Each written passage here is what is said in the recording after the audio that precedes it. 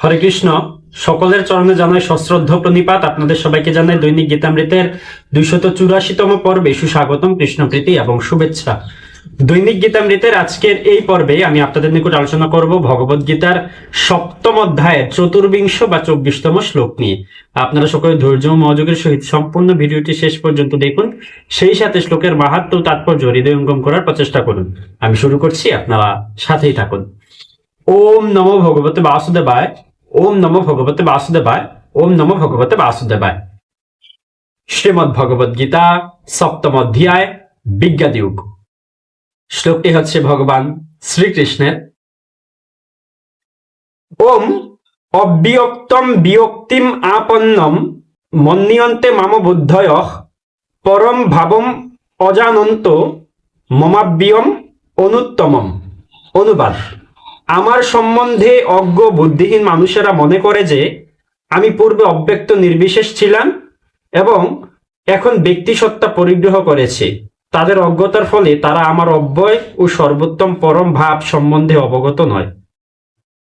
এই শ্লোকে ভগবান বলল যে ভগবানের সম্বন্ধে যারা অজ্ঞ এবং বুদ্ধিহীন মানুষেরা তারা মনে করে যে ভগবান শ্রীকৃষ্ণ পূর্বে হচ্ছে নির্বিশেষ ছিল বা নিরাকার ছিল, পরবর্তীতে তিনি হচ্ছে সাকার রূপ বা ব্যক্তি সত্তা পরিগ্রহ করেছে। তাদের এই যে অজ্ঞতা বা না জানা, তার ফলে তারা হচ্ছে ভগবানের যে অব্যয় ও সর্বোত্তম যে পরম ভাব সেটা সম্বন্ধে তারা জানতে পারে না, সেটা তারা অবগত নয়। এই অজ্ঞতার কারণে সেই বিষয়টা ভগবান বলল, আমরা সেটা জানতে পারলাম।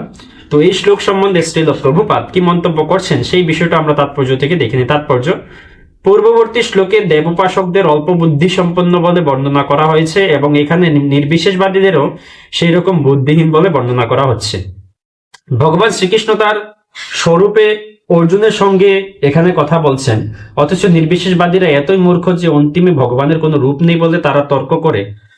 শ্রী রামানুজ আচার্যের পরম্পরায় মহান ভগবত ভক্ত শ্রী ইয়ামুনাচার্য বা জামুনাচার্য এই সম্পর্কে একটি অতি সমীচীন শ্লোক রচনা করেছেন। তিনি বলেছেন, ত্বাম শিল রূপচরিতৈ পরম প্রকৃষ্টৈ সত্ত্বেন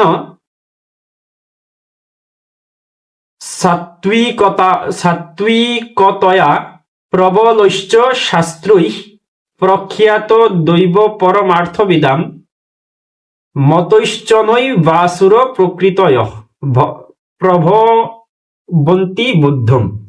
হে ভগবান, মহামুনি ব্যাসদেব, নারদমুনি আদি ভক্তেরা তোমাকে পরমেশ্বর ভগবান বলে জানেন।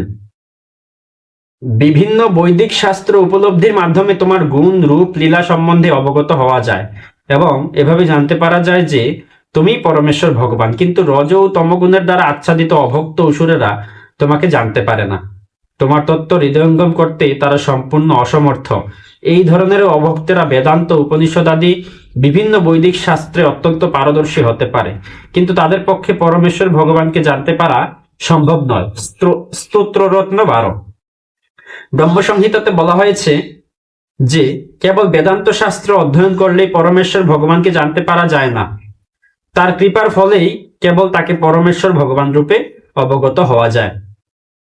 তাই এই শ্লোকে স্পষ্টভাবে বলা হয়েছে যে দেবদেবীর উপাসকেরাই কেবল অল্প বুদ্ধি সম্পন্ন নয়, যে সমস্ত অভক্ত বেদান্ত ও বৈদিক শাস্ত্র সম্বন্ধে তাদের কল্পনা প্রসূত মতবাদ পোষণ করে এবং যাদের অন্তরে কৃষ্ণ ভাবনামৃতের লেশমাত্র নেই, তারাও অল্প বুদ্ধি সম্পন্ন এবং তাদের পক্ষে ভগবানের সবিশেষ রূপ অবগত হওয়া অসম্ভব।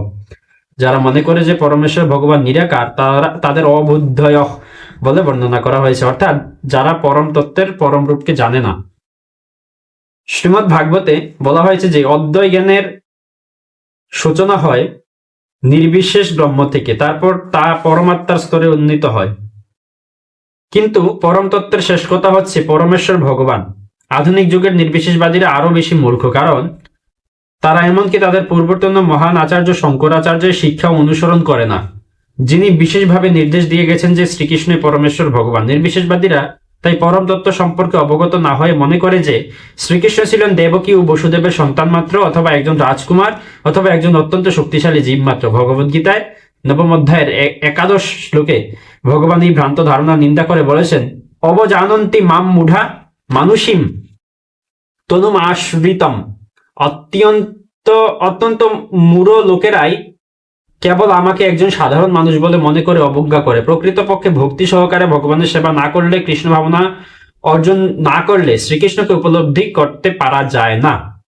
শ্রীমদ্ ভাগবতে দশম স্কন্ধ 14 অধ্যায় 29 শ্লোক এই কথা প্রতিপন্ন করে বলা হয়েছে, অথাপিতে দেব পদাম্বুজদ্বয় প্রসাদলে সানুগৃহীত এব হি জানাতি তত্ত্বম ভগবন মহিম্ন ন চান্য একো অপি চিরম বিচিন্বন। হে ভগবান, আপনার শ্রী চরণ কমলের কণামাত্র কৃপায় অভিষিক্ত ব্যক্তি আপনার মহান ভগবত্তার উপলব্ধি অর্জন করতে পারে, কিন্তু যারা পরমেশ্বর ভগবানকে উপলব্ধির উদ্দেশ্যে কেবল জল্পনা কল্পনাই করে, তারা বহু বছর ধরে বেদ অধ্যয়ন করতে থাকলেও আপনাকে জানতে সক্ষম হয় না। কেবলমাত্র জল্পনা কল্পনা বা বৈদিক শাস্ত্রের আলোচনার মাধ্যমে পরমেশ্বর ভগবান শ্রীকৃষ্ণকে বা তার রূপ, গুণ বা নাম সম্বন্ধে জানতে পারা যায় না। তাকে জানতে হলে অবশ্যই ভক্তিযোগের পন্থা অবলম্বন করতে হয়। কেউ যখন হরে কৃষ্ণ কৃষ্ণ কৃষ্ণ হরে হরে, হরে রাম রাম রাম হরে হরে এই মহামন্ত্র কীর্তন করার মাধ্যমে কৃষ্ণ ভাবনামৃতে মগ্ন হন, তখনই কেবল তিনি পরমেশ্বর ভগবানকে জানতে পারেন। নির্বিশেষবাদী অভক্তেরা মনে করেন যে শ্রীকৃষ্ণের দেহ এই জড় প্রকৃতির তৈরি এবং তার শ্রীবিগ্রহ, লীলা আদি সবকিছুই মায়া। এই ধরনের নির্বিশেষবাদীদের বলা হয় মায়াবাদী। তারা পরম তত্ত্ব সম্বন্ধে সম্পূর্ণ অজ্ঞ। 20 শ্লোকে সুস্পষ্টভাবে বলা হয়েছে, কামস্তৈস্তৈর হৃত জ্ঞানঃ প্রপদ্যন্তে অন্য দেবতা। কামনা বাসনার দ্বারা যারা অন্ধ, তারাই বিভিন্ন দেবদেবীর শরণাপন্ন হয়। এটি স্বীকৃত হয়েছে যে ভগবানের পরম ধাম ছাড়াও বিভিন্ন দেবদেবীর নিজস্ব ভিন্ন ভিন্ন গ্রহলোক আছে। 23তম শ্লোকে বলা হয়েছে, দেবান দেব ইয়জ ইয়ান্তি মদ্ভক্তা ইয়ান্তি মামপি। দেবদেবীর উপাসকেরা দেবদেবীদের বিভিন্ন লোকে যায় এবং ভগবান শ্রীকৃষ্ণের ভক্তরা কৃষ্ণ লোকে যায়।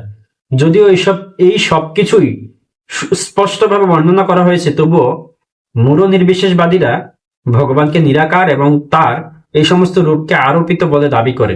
গীতা পড়ে কি মনে হয় যে বিভিন্ন দেবদেবী ও তাদের লোকগুলো নির্বিশেষ?